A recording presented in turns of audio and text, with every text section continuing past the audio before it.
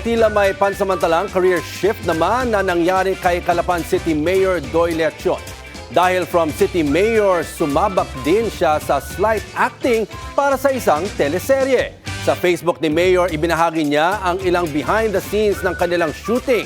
Tila walang kahirap-hirap kay Mayor ang aktingan kung saan nakatrabaho rin niya si dating Oriental Mindoro Vice Governor E.J. Falcon.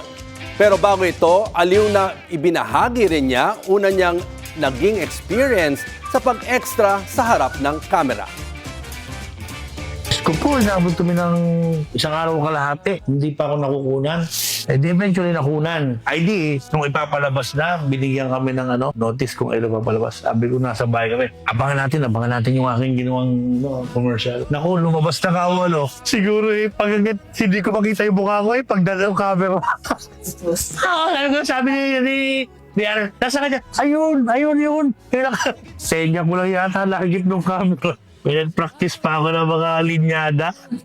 Tapos yung pala yung pagka pinanood mo yung pelikula, isang hampas ka lang ng camera.